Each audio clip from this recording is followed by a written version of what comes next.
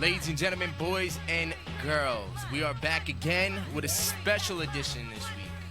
A very special edition of the gawncast with an author that has a lot to say and very empowering and very enlightening, very inspiring stuff, if I must say. The author of this book, the Booker T Washington Chronicles.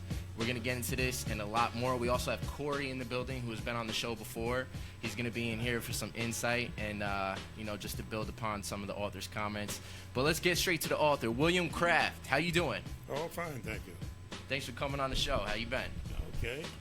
Well, except sprained left thumb, which I'm going to an orthopedic surgeon tomorrow to get a shot of cortisone in it. Oh, okay, and nice. That's going to hurt, too. Yeah. So, first off, how long did it take you to write the book? About a year and a half. Year and a half. So not that long. That's not long at all. Well, I used materials that I gleaned from many sources. Like the main source was the Booker T Washington papers. Right. Many people don't even know it exists. But the Booker T Washington papers is a collection of letters and articles by and about Booker T Washington. Nice. Can you give our audience like a quick breakdown? I know it's not easy to do, but a quick synopsis of Booker T Washington and why he's so important to not just Black Americans, but America in general. The byword of Booker T Washington is economic independence, peaceful coexistence, and the acquirement of education of all facets. The object of Booker T Washington was to make the Black American economically independent. Correct. Yeah, and the school that he formed, Tuskegee, down in Alabama, is a perfect example of what you said. Just beyond general education, where he was teaching so many people. There's blacksmith, there's learning how to farm, and he put this stuff over just regular education, and just really stress the importance of being well-rounded, be able to provide for yourself and be economically independent. And there's so much stuff here that I have underlined and so many different points that. But also President Theodore Roosevelt, just to give you an idea, says, giving impetus to the work for industrial education of whites as well as the blacks, and that the white man was as much indebted to him as the black man, talking about Booker T. Washington. Exactly. And he was, by the way, one of Tuskegee's trustees. Right. Okay, and he also Booker T. Washington, a big part of his studies and his work that was put out there. He became, I guess, arch rivals and also somewhat of a nemesis with the NAACP, correct? The NAACP was founded in 1909. Okay. By a group of Caucasian socialists, mainly socialists, and Jewish people. They were founded, in my humble opinion, for the purpose of undermining and destroying the curriculum of industrial education at Tuskegee Institute, and to move Booker T. Washington out of the way so that the U.S. government, and it's documented, could begin its syphilis experiment, which they conducted starting after the death of Booker T. Washington. They used at first the Andrew Hospital, which was one of the doctors who helped to establish Tuskegee along with Booker T. Washington. The object of that experiment was not to cure the patient, but to observe the progression of the disease. And that went on until 19 72. Prior to that, when penicillin was discovered in England in 1945, they did not administer the penicillin to those patients. It was only after some agitation by some groups was that when that they began to administer the penicillin and to actually cure the men who remained in the program. There was, you may recall the movie Miss Eunice Boys. No, I never. Just Miss Evers Boys, sorry. Miss Evers is a misnomer. Miss Evers actually was Eunice Rivers, and you'll see that documented in James Jones's book, Bad Blood. Have any of you ever heard of the book? No. Get it and read it. It tells you the entire story of the evolution, beginning in the evolution of the Tuskegee experiment. It was administered to by the U.S. government. In 1960, I believe it was, Bill Clinton apologized for the U.S. government for its part in that experiment. Wow. Yeah, and just to take it a step further, just to emphasize how important economic independence was to Booker T, I'm just going to read some quotes from your book here. It says, "We are a nation within a nation. With the information gained from this survey, the League can begin to attack the problems that plague us. Problems such as drug trafficking, bad health, bad housing, breakup of families, communities, miseducation, and other ills. To be clear, law enforcement agencies and politicians only pay lip service to these problems. We must largely help ourselves. Black power could probably be the best attained on the county level in counties where we are in the majority. Imagine black Americans controlling a country government, especially if we are the largest landowners and taxpayers in that county." Now that is real black power. And he also goes on to say, Dr. Washington believed strongly that before the Negro could successfully fight for integration in America's social and economic order, he must build a strong Negro economy within the fabric of the white economy. Exactly. Asians, Hispanics, and every other third world ethnic immigrant are doing just that. They turn their money over several times amongst themselves first before purchasing goods and services from outside of their community. Those African and then he says, if black Americans don't do the same, before long, our children will be subordinate to those other ethnic groups. And then it also goes on to say, even other blacks that from Africa that have immigrated here after, not the African Americans that came up through slavery, those recent African American immigrants settling here have even less respect for us and no pity at all. They have no guilt complex about slavery that took place in America. And a lot of deep stuff, a lot of deep thoughts, and just really super emphasizing economic dependence before political dependence. Correct? Yes. About the Africans themselves who are here, Booker T. Washington stated in one of his speeches that slavery, the slave trade in Africa, was not initiated by the white man.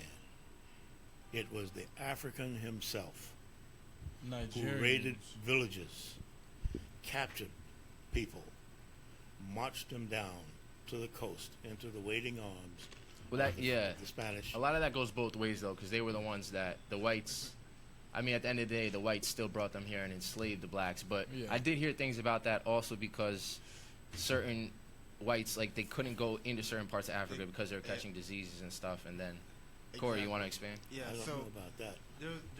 There's a little bit of nuance with that. So it's true that a lot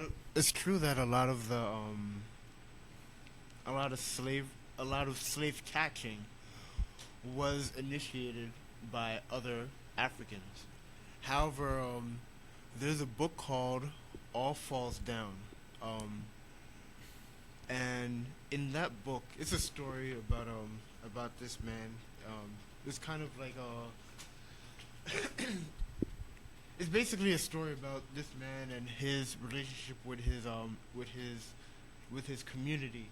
And one of the interesting things I remember about that book was that they had captured they had a slave boy, and they had integrated him into their family. So, bringing that up, slavery in Africa was different. It was different than slavery over here. The mechanization and system in place of slavery, not just here in America, but here in the Americas. So remember that outside of Africa, Brazil has the largest black population in the world. 72 million. Right? So they did not understand what they were doing, because their slavery was, okay, we capture these people, they are slaves, but they're more like servants. You know, they have the capacity to rise within the social ranks. They can marry our children.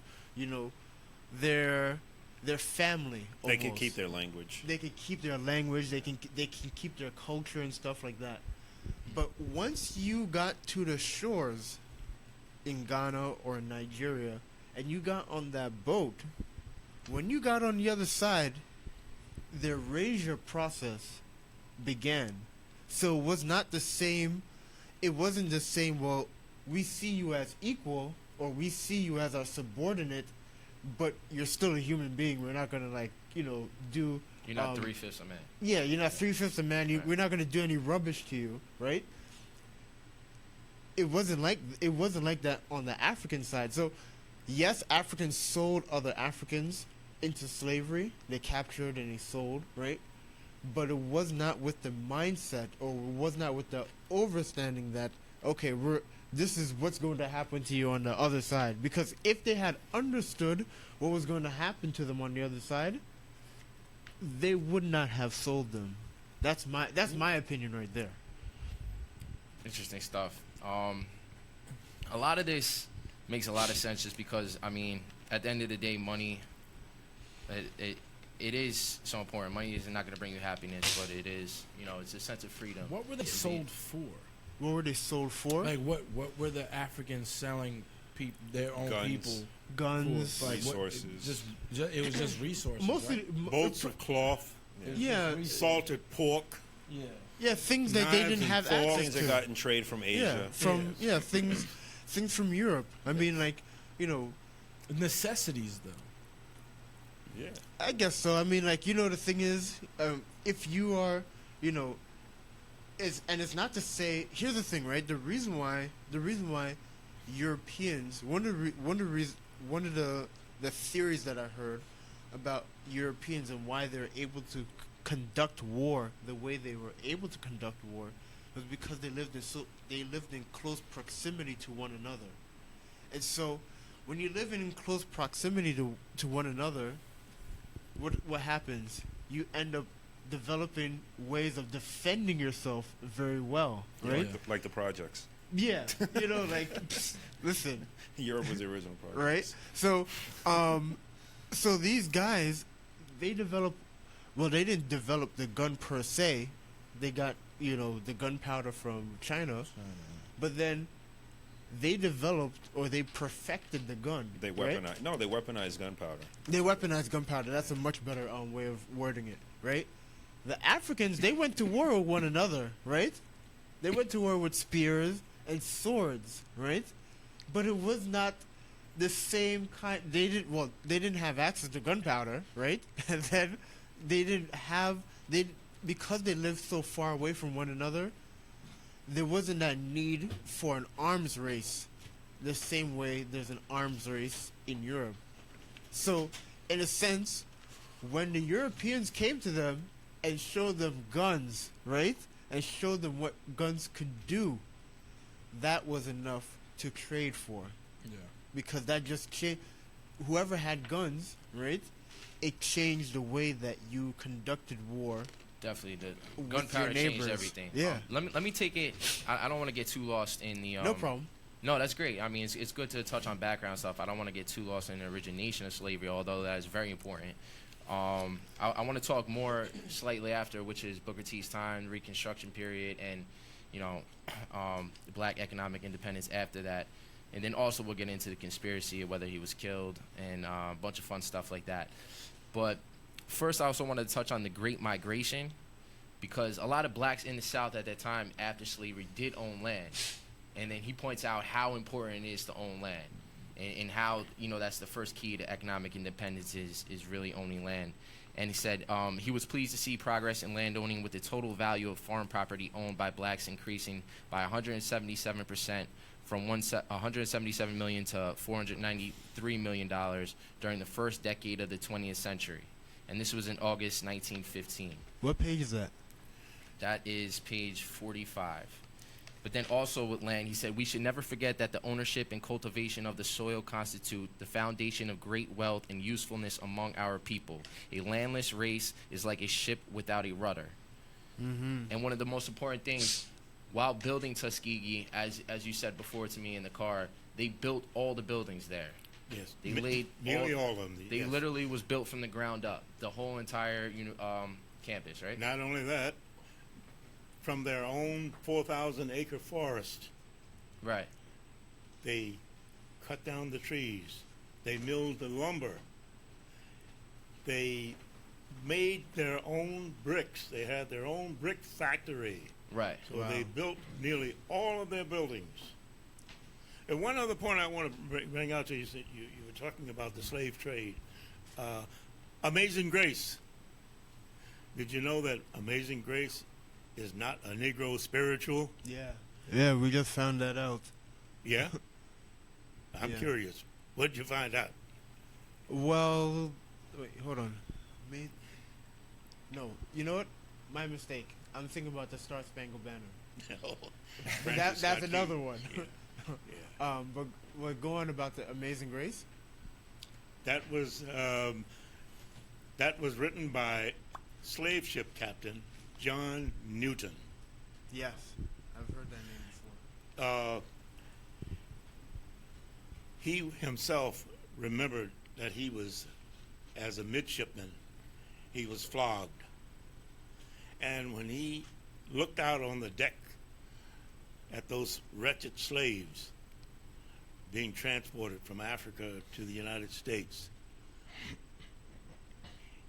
something came into his mind. I guess it was guilt, but however, he returned to his cabin and he began to write the hymn, Amazing Grace. And afterwards, he turned his ship around and headed it towards Sierra Leone, a British colony, and released those captives at Freetown.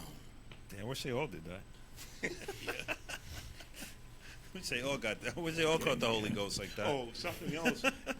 If you notice the movie, Amistad, did you see that? Anybody yeah, saw that? definitely, yeah. If you notice in the movie, you'll see Sin Q. That was the central figure in this movie. Sin Q was the African. His name was Sin Q. He was walking in the village with his wife, and suddenly you saw this net being thrown over them. And the one who threw the net was another African. Okay, I just wanted to bring that point out to you. Yeah, for sure. And this is what I wanted to mention earlier in regards to education. He also saw that a formal education in itself did not change lives unless there was a will to work hard and economically productive tasks. There's much dignity in tilling a field as in writing a poem. It is as important to know how to set a table and keep house as it is to read Latin. So just to show you the mindset of You know what's so interesting about that? Have you ever heard of Dr. Umar Johnson? yeah, Yeah. I have. I'm not familiar with his work, but I've heard of it. I've seen a couple of his interviews.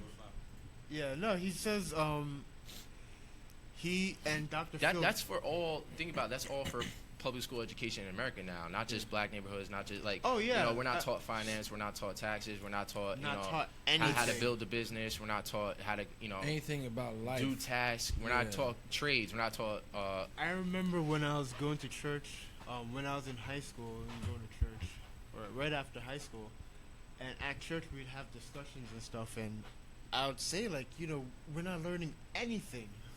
Period. You can't do your taxes. Right. You can't do any plumbing. You don't know how to weld. You don't know how to solder anything.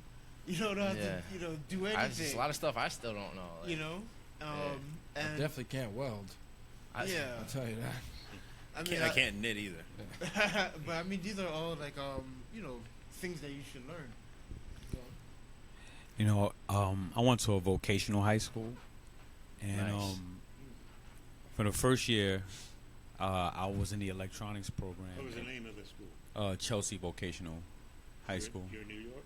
Yeah, in Spring Street, on Canal Street, down off Spring Street train station. Mm-hmm. And but the first year we did I did electrical, where they basically had a classroom that was made up of like the inside of a basic wall structure, with openings, and they would teach you electrical, hooking up lights or whatever. But I had the same experience at my high school. you did Booker T Washington High School in Norfolk, Virginia.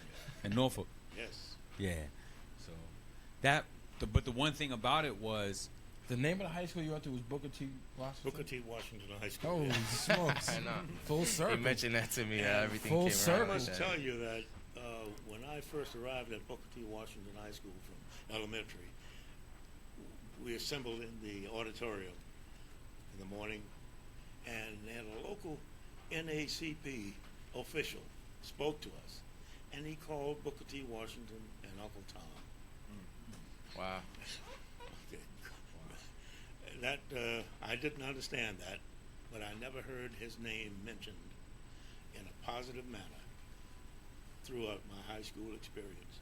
And still today, they're trying to get rid of the name Booker T. Washington out of the schools. In addition to that, just a few blocks away from there on Princess Anne Road in Norfolk, there was an elementary school named the Joseph Jenkins Roberts Elementary School. I don't know if it still exists or not. A lot of pressure was on that school to get rid of its name, Joseph Jenkins Roberts. Joseph Jenkins Roberts was the first elected president of the Republic of Liberia in 1847. He arrived there in 1828 with his whole family, his mother and two brothers. Just thought I'd bring that up. you said Liberia. Liberia, the Republic of Liberia. It became a republic in 1847. Under President Monroe, right? President James Monroe is the one who founded it, really. And the governor of Virginia, Governor Tuck, he wanted to name Norfolk. Norfolk, the division of Virginia State College, after Joseph Jenkins Roberts, but the Negroes in that city, they didn't want it. So that idea never materialized. So I have a question. So what was like your principal at your school? Like, what was his beef, or what his grudge against Booker T. Washington? Why did he feel like he was a sellout to his own people? Didn't you say the principal of your school, of Booker T? A local NAACP Oh, the local. official. Okay. So why did he feel so strongly that he was a sellout? The NAACP was founded in 1909, and it was founded by Caucasian people, Jewish and other socialist. I get that, but I'm That's just saying the crazy, person, but the person that you're speaking of specifically, I don't know if they were African American or if they were white or whatever, or Asian. But I'm asking, why did they feel like Booker T. Washington? Because from what I read and understand, nothing of what Booker T. Washington points to him being a sellout in any way, shape, or form. Some people, I've heard other people use that. Like, I don't know. Were they just saying this, or like what was the actual? Was there any basis behind No, the statement? absolutely not. So basically, They're an idiot. So wait. All right. I think. Well, a question that comes to mind for me is, what were his values, and then what were the opposing? What were the values of W.B. Du Bois that caused them to have contention? There's a lot. There's even stuff right here, like W.E.B. says, manly self-respect is more than land and houses. So like where it's W.E.B. was thinking more macro, and like hold on, there's also Yeah, another part. WEB was more like get your education. Yeah, And exactly. Booker T And was then- like learn a trade and get your education. and we have to be self-efficient, Right. So Not he necessarily. You could say WB was more of a quote sellout because his path to freedom was through education, but you weren't going to get that education because the system wasn't going to allow you to get that education. So his, And this also he also in the book says an official view of the Vernon John Society said that Du Bois was an elitist snob who was very critical of others. He was arrogant, class conscious, egotistical, racially oversensitive, quick-tempered, argumentative, and testy. He constantly caused problems where compromise was necessary. He was a liberal. so he was I'm just playing. so he was the one that proposed or came up with the idea of the talented 10th, right? Yes, I believe he is. Oh, I believe he is. yeah, I used to hear that when I was growing up.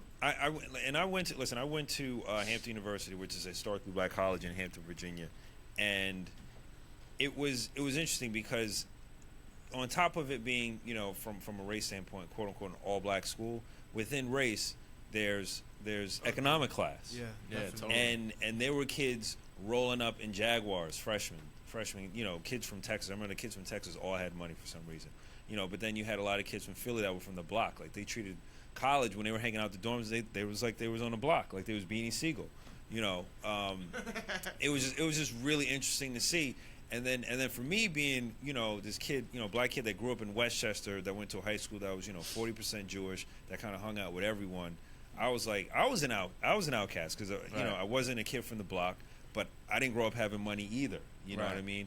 And I kind of from I guess from a conversational standpoint, I kind of leaned towards the kids that kind of had money because we kind of were of the same thought process of just how we viewed our education. But at the same time, I definitely felt there was a level of elitism to them, and I even felt like certain classmates would look down at you because they knew that you couldn't afford to go this spring break vacation, or you don't have a car yet, or you can't afford to move off campus and stuff like that. So even within the quote unquote black race, there is this social paradigm of elitism That's just through human class. nature, though. It is. No, it totally That's is. just It totally human is. nature. It totally is. No matter what race. It's human nature.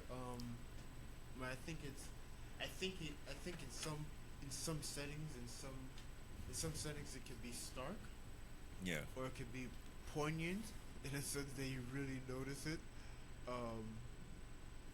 That's very interesting. That was very interesting. Where Yeah, definitely, dude. It was a big social experiment going to a historically black college like that down in Virginia. Part of me wishes I went to maybe Howard in D.C. where folks came from more blue collar background. Part of me wishes I went to like California. It was just like in totally different, just off the East Coast. Thinking Right. Geographically, how are people going to be different? Then when I finally went to I remember the first time I went to Seattle and I saw someone that they were of a brown skin, and being from New York, we've seen every race, shade, everything. So our Right. brain is like fine tuned to that shit. So like when you see someone, your brain almost unconsciously puts them in a category as far as like are they black, white, Asian, maybe what kind of Asian, what kind of black, what kind of white, maybe they're Irish, maybe they're Italian, whatever. I saw this one brown and I didn't recognize it, and all of a sudden it hit me. I was like, dude, he's Native American. He's Native American. I've never seen a Native American in real. You know what I mean? Yeah, and yeah. it was just like it was mind blowing. So it's just like the whole geographical aspect of just just being a human being. But going back to WB, like, yeah, I mean, it was a real discussion as far as how do you take a group of people that have been in a situation of it's really chattel slavery is what you were talking. The difference between regular slavery of slave of war, or a slave of someone who's an indentured servant or whatever, or chattel slave. Chattel slavery is when you become someone's property. You are no longer a human being. I've taken everything from you, your religion, your family. I've broken your family identity, apart, everything. your identity, your Right. language. You're completely shit. I'd And like not to- only that, it's become a system. Not only that, we're going to do that to your next generation, next Right. generation. Let me So- call your attention to the chapter Solidarity. he set no metes and bounds for any black American. There's also another point when talking about the differences in the ideology. This is Booker T said, then he got up and argued that if blacks built strong families, gained solid job-oriented education, and developed economic power, then political power will eventually come. But of the reverse is not true. So saying before we need political power, we need economic power, we need to be, self-efficient before that.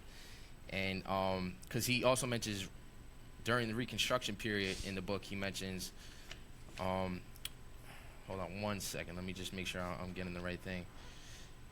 Talk about Andrew Johnson saying that he knew that it was definitely possible, but he knew that the process would take a generation or two. And Johnson told a delegation of black leaders that he wished their goal, full of political, social, and economic equality, could be done in the twinkling of an eye, but is not the nature of things, and I do not assume or pretend to be wiser than Providence. Radical Republicans had a different view. They used force to place blacks in positions of political leadership for which some were not ready, and the corruption of many Reconstruction state governments became legendary.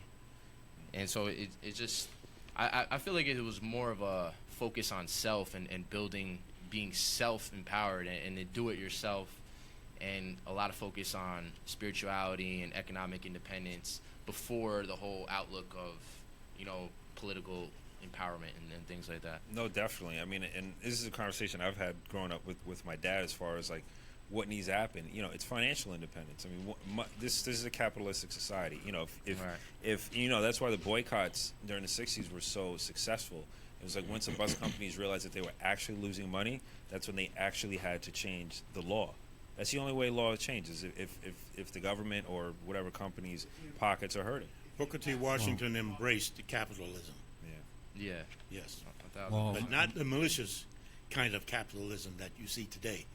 Yeah, no, there's a good capitalism out there. It's perverted now. Yes, it is. Well, my job, I work in the operating room. I'm in surgery every day, and I've done this for almost 20 years. So naturally, I work with some of the wealthiest people in America for the last 20 years of my life.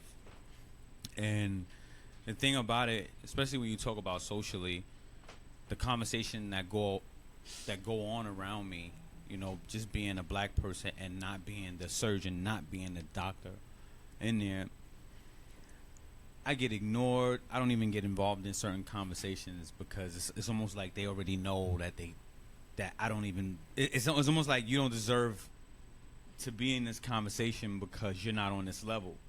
When in fact I'm in there, and I've been in there a lot longer than some of these guys that just come out of school. You know what I'm saying? And they play like rock stars. A lot of them make millions of dollars. They have. You can work with them every day. You can talk to them and spend more time every day with them than you do with your own families, right? But they won't even invite you. It's just certain, right? It's just like certain things where they almost let you know that you're really not one of the people. You know what I'm saying? And then, I feel like, you know what?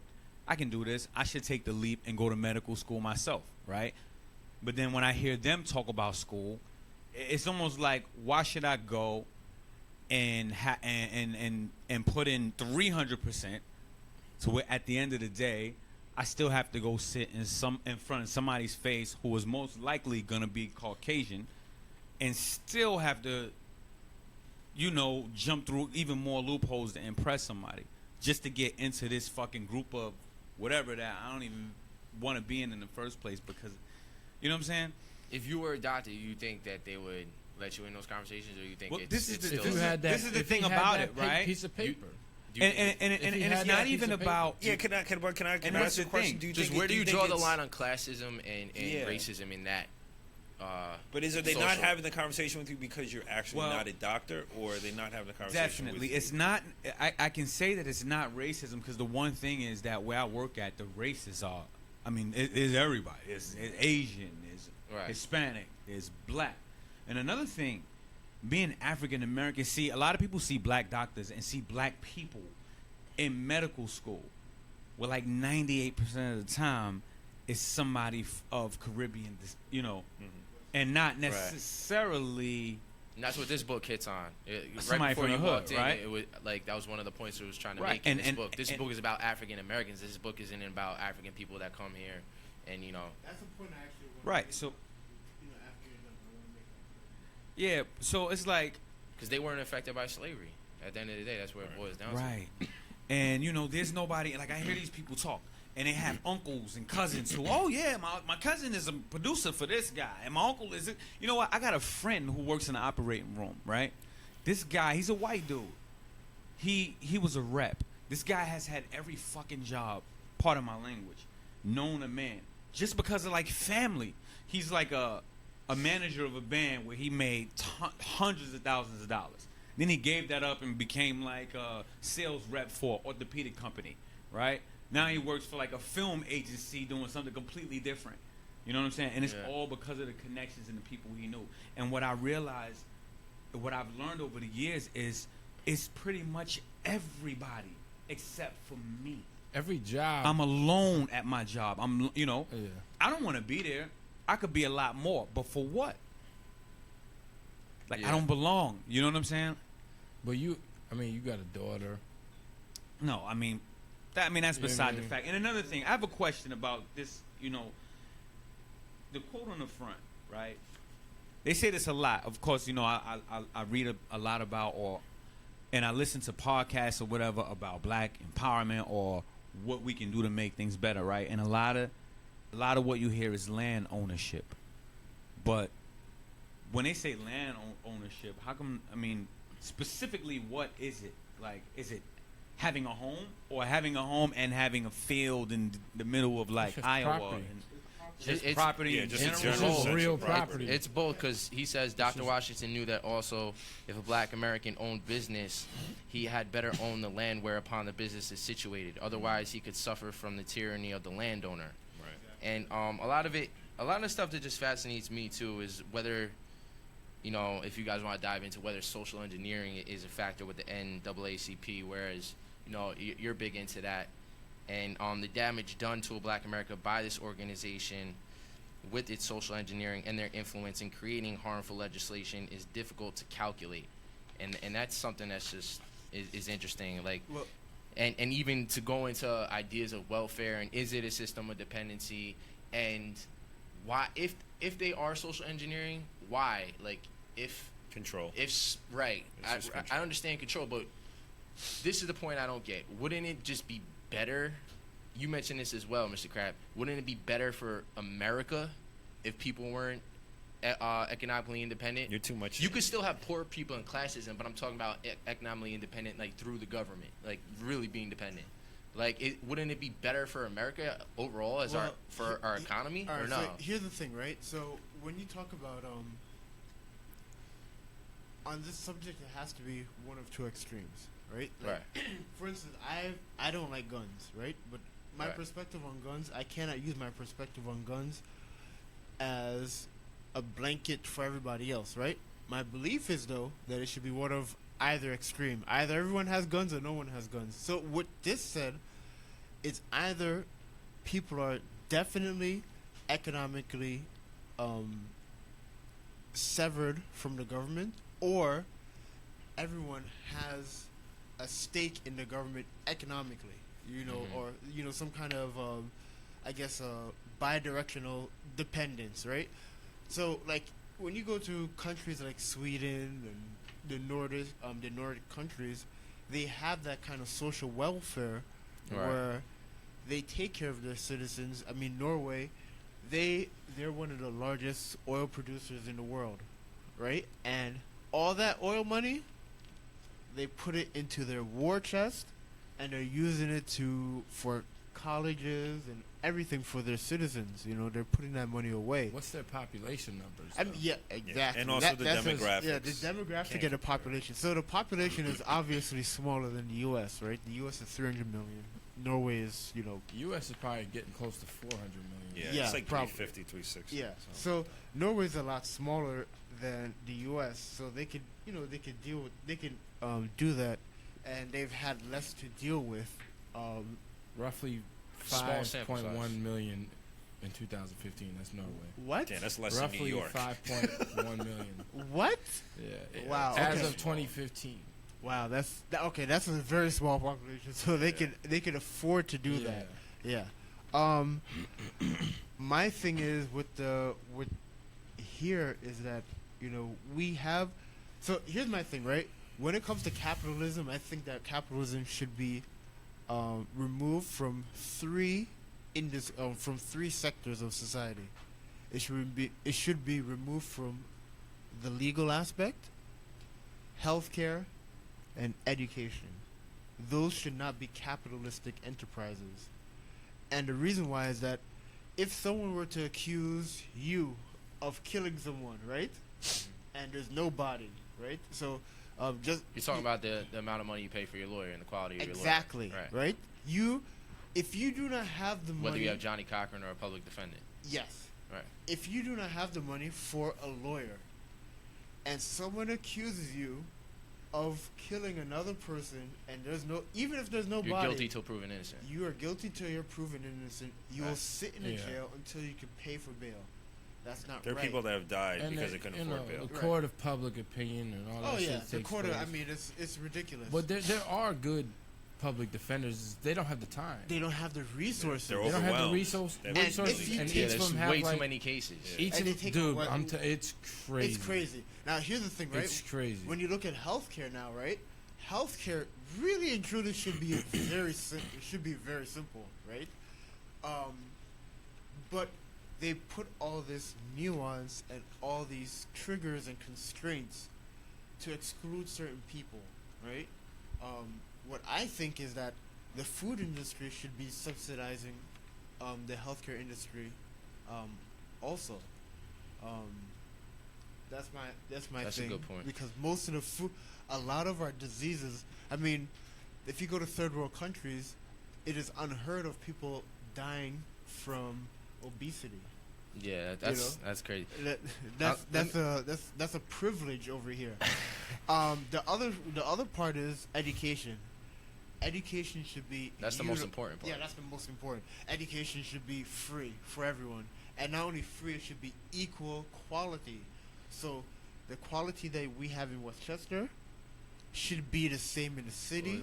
Yeah. Yeah, should be the 'cause same the biggest over in thing. Yeah. California. And Because Tuskegee, that was his school that Booker T built, and that was all run off of basically grants, correct? They built everything from the ground up, but was it no one paid tuition, right? Or am I wrong about that? Yes, they paid tuition. Oh, they paid tuition. Oh, okay. They worked Oh, to okay. pay their tuition. Gotcha. Yeah, but so I mean, with those three things, when you have capitalism involved in those three sectors, it perverts those sectors. It perverts the education. It becomes, there's no reason why, there's no reason why I should be talking to someone and they don't know about, certain things that I learned in school. And we're the same age, Yeah, yeah, yeah. It doesn't make any sense. And that's true.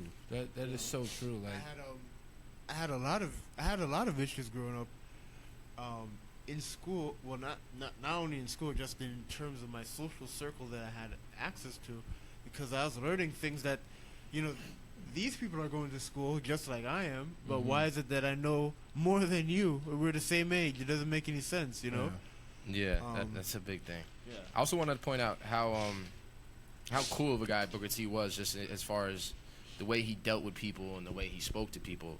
This really kind of blew me away. He complimented northern white audiences on philanthropic aid they had given to blacks so that their faces glowed, but then confronted them with their record of establishing separate and unequal schools and allowing voting discrimination.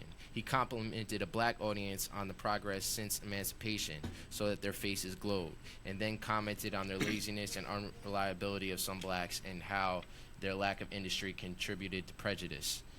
And then also, this is when NAACP, when Washington and his critics met at a dinner in Young's Hotel in Boston, each speaker denounced Washington in turn. Finally called on to respond, he stood and said, "Gentlemen, I want to tell you about what we're doing at Tuskegee." Then, according to another onlooker, T. Thomas Fortune, For more than a half hour, he told them of the needs and the work without once alluding to, into anything that had been said in the heat or anger by those of whom spoke. And he died poor in the present-day sense of the word. Andrew Carnegie, as you probably know, at one time gave $650,000 to Tuskegee. This gift was held up for some time due to his insistence that $500,000 only of the gift should go to the school and $150,000 to Mr. Washington personally. And he wound up giving the whole thing into the school. He didn't want to take anything for himself. So really a lot of just selflessness and just really resiliency. I mean, he embodies that, and just overall just really amazing stuff in this book. So one of the things I would like to also say about, like, from what I'm hearing is so right now there's a couple other figures in the black community that speak. I guess in a sense they're kind of extending his message. Right. Dr. Phil Valentine, he talks about that. Talks Okay. about how to actually build an economic base so that you have that political clout when you want to go for it. What's his name? Dr. Phil Valentine. Phil Valentine. Yeah. The other is Dr. Umar Johnson. Now, funny thing with Dr. Umar Johnson, you have to separate the man from the message, right? I've heard some of his interviews, and I feel like he's there's some things that I agree with him, but there's some things that I'm like, No, yeah. it's I feel like sometimes he perpetuates a divide culturally and racially, which he said something the other day on Breakfast Club where like DJ Envy's son shouldn't fall in love with a white girl. Yes. Like to me, like if I was to say that, or a white person was to say that, it'd be a huge thing. Oh yeah, certainly. So like I feel like that's perpetuating a racial divide, and anyone that does that, I find it very hard to, I think it's to a respect them. I think it's a tough topic to talk about when you talk about self-empowerment and stuff, and just being like, oh, go-getter, hard work and stuff, because there's such a social, racial narrative that gets put through the media, like Fox and other things, like, oh, we're black people are Media is lazy, or they're not shot. The doing media this. is so You know what I mean? shot, So it's dude. kind of hard to deliver that message without making it seem about me, a white person, making it seem like as if there's some underlying, like, oh, you're lazy. Right. You know what I mean? Well, what the thing with Dr. Umar Johnson, right? You have to understand the context in which he talks. So, That's tough. It's very hard to defend that, though. well, here's the thing, right? It's very So hard to defend that. He talks about it from an economic. slope. He talks about it from an It is a economic slippery perspective. slope. Very slippery slope. It is a slippery slope. Yeah, he talks about it from an economic perspective because on a couple other Breakfast Club shows, he's explained that point Yeah. that he made recently, and it's interesting. I'm just gonna leave it there. It's interesting. I don't know Because much basically, about because him. like I don't basically know his much theory, about him. his theory is I don't like know what he's a doctor in or anything like that. I don't know much about him. Basically, you have to like, separate the man from the message. the people in that section of black culture or African American thought process of basically being a separatist of this country is the fact that a lot of people in those groups, their thought process is that we're so diffracted as a community that we need to call time out. Yeah. And stop fucking with people and get our own shit together before we go out and interact with other people and fall in love and find out who we are. We don't even know who the fuck we are. We're just like a lost people just walking around not knowing what the fuck we're doing. And so see, we need to stop playing with everyone else.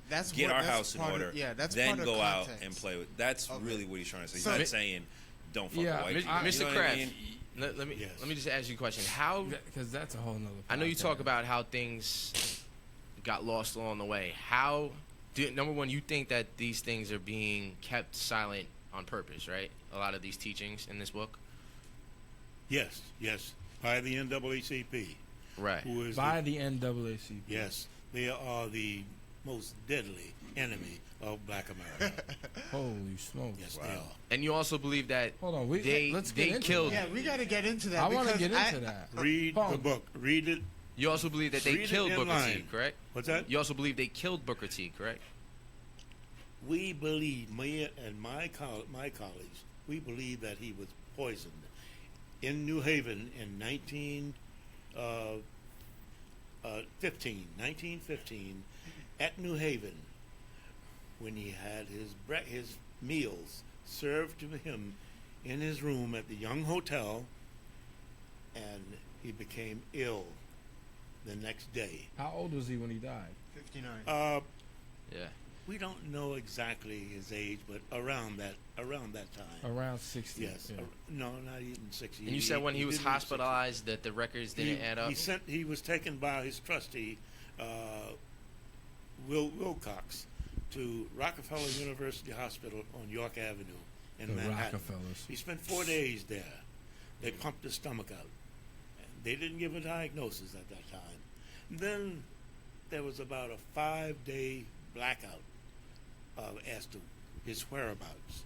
And then the New York Herald Tribune had an article, Booker T Washington, a patient at St. Luke's Hospital, 111th Street and Amsterdam Avenue, across from Columbia University.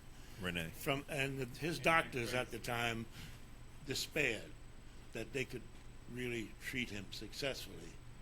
So they advised him to go back to Tuskegee.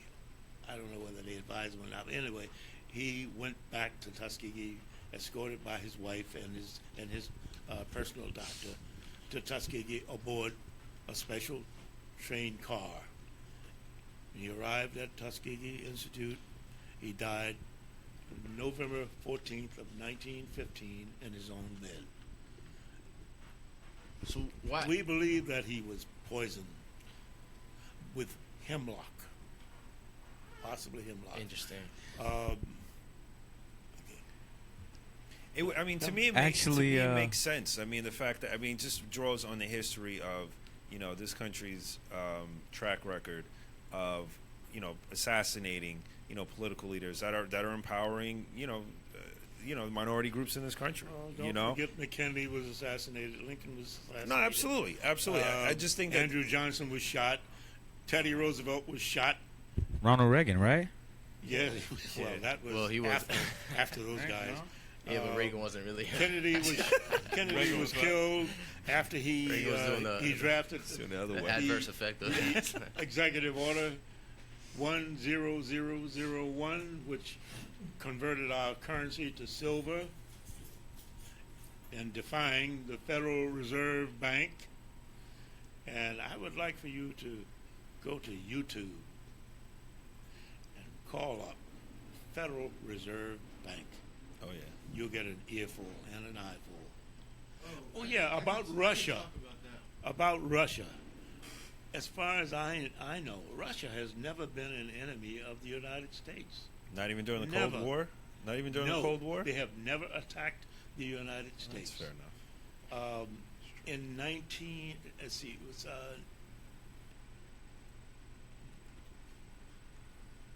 during Lincoln's time, 1860, around that time, Tsar Alexander II sold Alaska to the United States, to Secretary of State Sewell. You heard of the term Sewell's Folly? Anyway, they sold that to the United States. And what a bargain. $7 million. Jesus. Wow. In 1913, What a Bitcoin. The Russian Revolution. They were never, in other words, they were never an enemy of the United States. So As during I can recall. during the Cold War, how would you just say because of Castro, they became a kind of like a third party enemy, or I don't even know how to explain it. But In my humble opinion, Castro was a patriot. was a patriot. Yes, he was a patriot. Okay. That's my opinion. Yes. Okay. He Maybe ran. my opinion as well. Yes. You notice a week ago, Trump gave a speech down in Miami to a group of ex-Cubans. These were the Ex-Cubans? people- Yes. These are the Defectors? people who own all the industries in Cuba. And from what I learned, they mistreated the blacks in Cuba. Oh, by the way, Cuban the Cuban population is 60% black. Wow. Castro was a savior. What is your To the opinion Cuban on people. Trump? I don't like him. I don't like him. He's no. I really don't. I'm afraid. I was very afraid thorough. he's going to get us in an awful lot of trouble. It seems like the Republicans always manage a way to get us into wars. Like George W. Bush attacked Iraq. They shouldn't have done it, in my humble opinion. That's absolutely true. That's also my opinion. They shouldn't have done it. As a result, how many? 8,000 men killed, and I don't know how many wounded today, and half crazy. Well, there was no weapons of mass destruction. No, there wasn't. They didn't It- find it. Where can Clouds of where can shaving. some of these viewers get this book? You can buy it from me. As a matter of fact, I have a few copies on my own here. Also, did you receive a copy of the handouts that I have here? Yeah. Yes, we have the handouts. Is there an email address where listeners can? My email is down. I've been hacked by a phishing virus. You were And, hacked? yeah, it was hacked by a phishing virus. They NAACP got destroyed- it. No, it's right. Oh. NAACP. destroyed my computer. Yes. Don't go to hotels and do not get room service. There you go. All right. Well, maybe we can figure out a way for viewers to Is it to on get access to- Amazon? Or Yes. No, not on Amazon, but you can buy it at Barnes & Noble. Okay. oh, Barnes and Noble. Yes. There we go. All right, Barnes and Noble. The Booker T Washington Chronicles. Yes. And character building. Oh, Character building. Yes. That's Character another building book. is another book that he wrote. It's I wanted. actually a book authored by Booker T. Washington, and there's an addendum, which is a second book. It's a small volume book called "Putting the Most into Life," Nice. and this book will be very good for college students and high school students as well. Oh shit, it's right here. I feel this stuff. What was, I did was I added in front of it my own introduction, new introduction, which you may find interesting. I have a copy here. What are some of your points, briefly, that these teachings can be, forwarded and carried into modern day, and also just the character building? How, like, what's Read the book from cover to cover and read it thoroughly. Go back to it if you have to, but read it deeply, and you will learn a tremendous amount of information from it. Absolutely. Are you hopeful towards the future? We just had a release by Jay-Z with his new album called 444, where he's talking about a lot of You love black Jay-Z. empowerment. I love You Jay-Z's love new Jay-Z. album. I don't love like Jay-Z. Yeah. hip hop. But how much of it do you I- listen to? I How much of it do understand you that. listen to, though? Right? That's just generational, though. Like, Yeah. and that's cool. What I listen to, Yeah, I that's like it. I like Rachmaninoff's piano, Rachmaninoff's Symphony Number 2. I like his Piano Concerto Number 2. I feel like I like classical music. I like all of Rachmaninoff's music. Okay. And since Saint-Saëns, I like his music. I like a lot of the classical music, and Okay. I like Frank Sinatra. I nice. like just about all of them. Oh, Blue Eyes. Yes, indeed. He was in NAACP,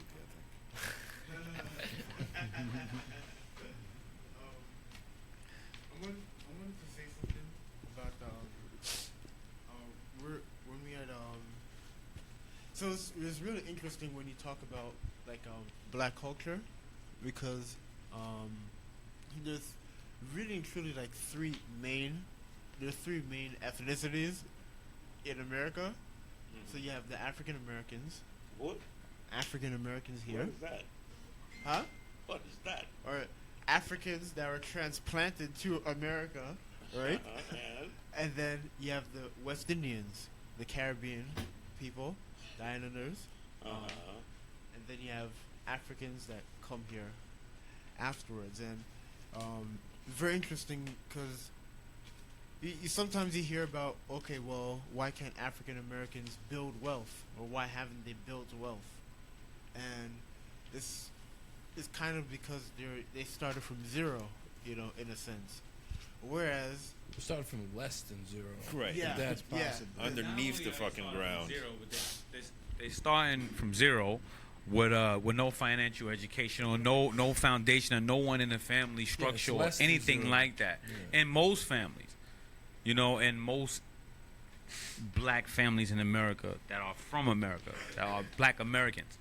There was also wage gap. A lot of people doing the same work, making a lot less money, and just prejudices not being able to get jobs. Do you think for your daughter and when you guys have kids, do you think that at that moment there is the opportunity there for Black America where it's fully on them, or do you think we're close to that point, or do you think like It's tough to say. I mean, I 'cause think it's getting better. but racism's still alive, like we know it's, that, you know, but in current day America, do you think it's a lot I don't easier know, to get. just looking forward to the future? No one could predict that. I'm not saying Yeah. predict it. Well, I'm just saying It's a lot easier to get your thing off now.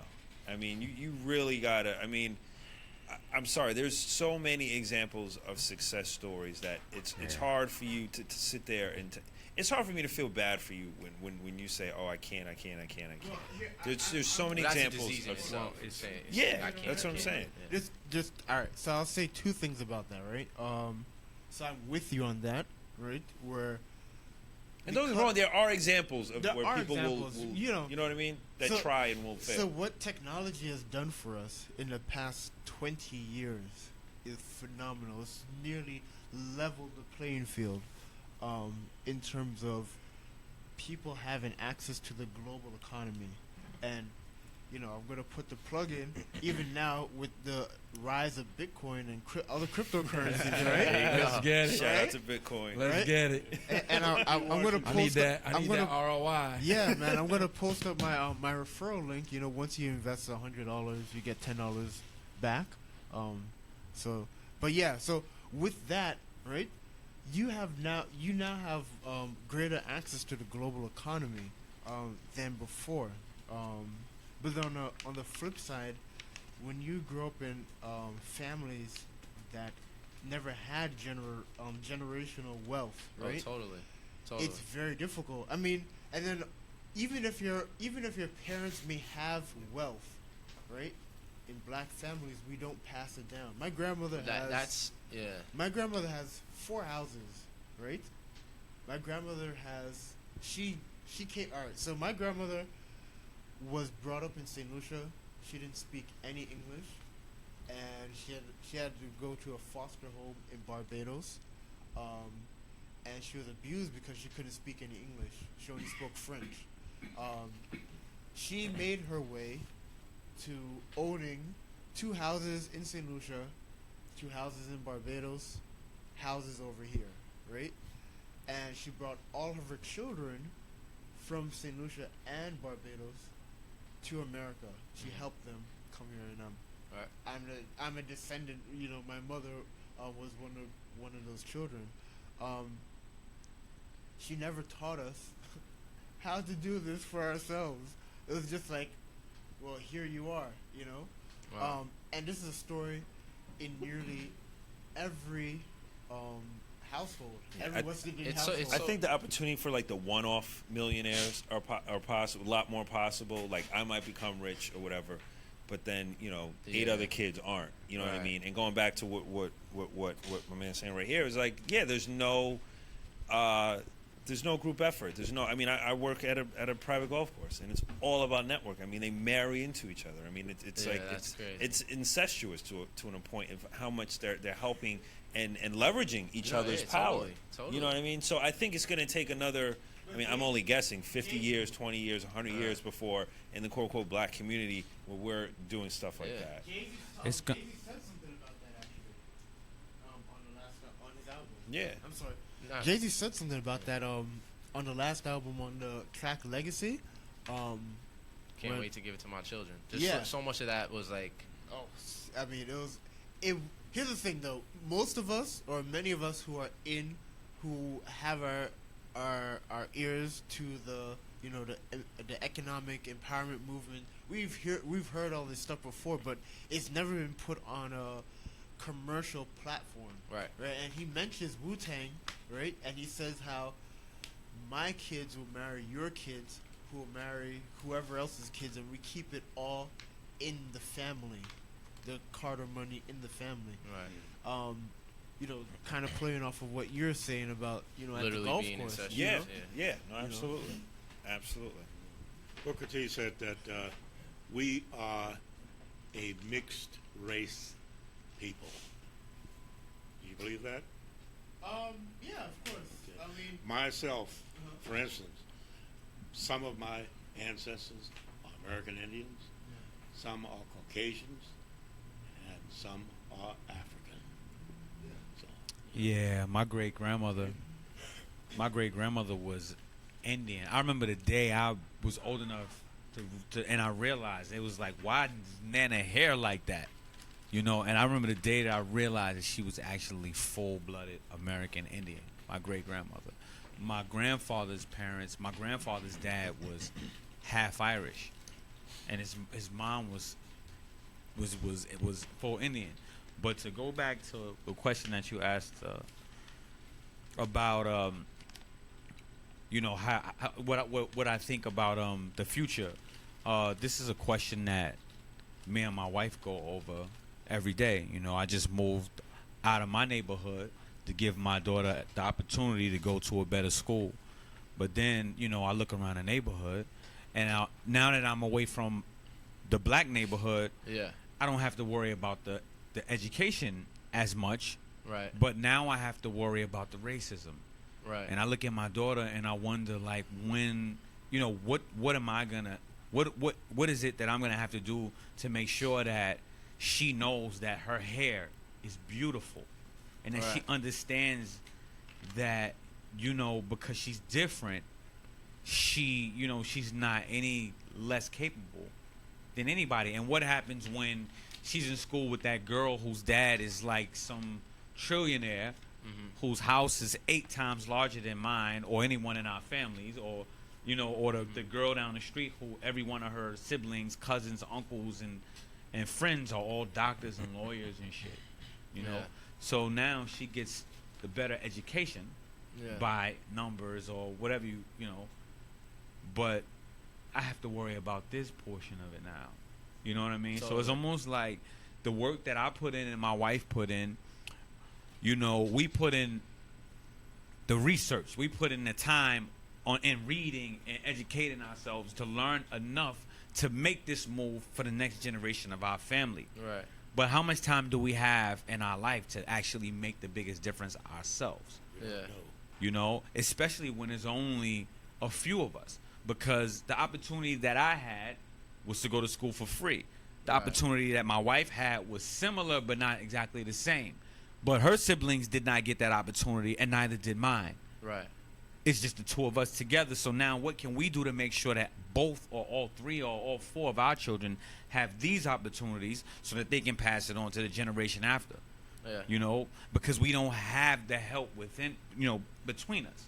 Yeah. So that little girl down the street, who all of her siblings are doing these things because of alumni, or the what you call it when your father, he graduates from Columbia now and you go to Columbia, even if you're a D student. Nepotism. Oh yeah. There you go. It's George Bush. When the next guy that Yeah, looked like exactly. me or whoever else Anyone bust could be the their ass president. 30 times harder Right. to get to the, and to have somebody who does not identify with who they are, where they're from, their family, their struggle at all. And Right. all they've ever been fed is stereotype and shit like that. It's crazy. Crazy. I have to worry about my daughter under these Totally. circumstances. I'm confident you'll do a good job, man.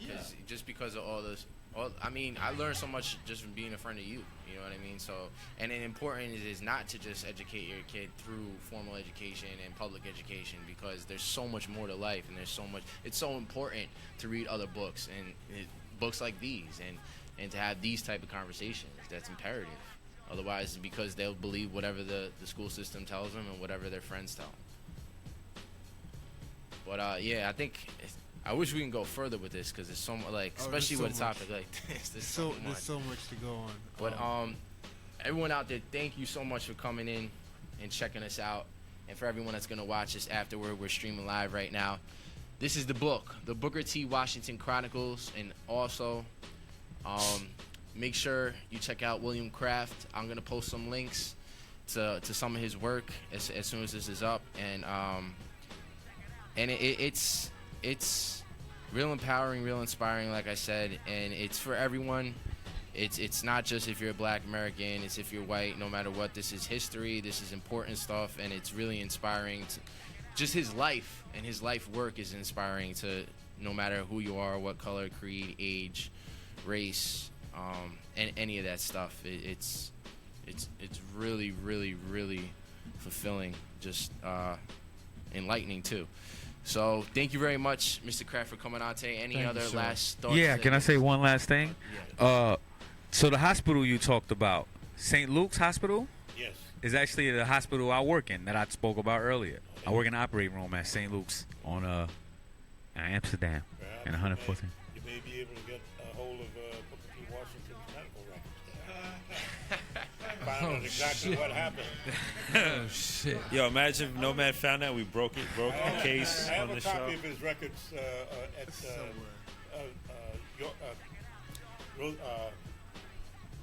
Rockefeller University Hospital. I have a copy of his records there. Oh, okay. They didn't give a diagnosis. They just said high blood pressure. Just said he did. Yeah. So That's so it.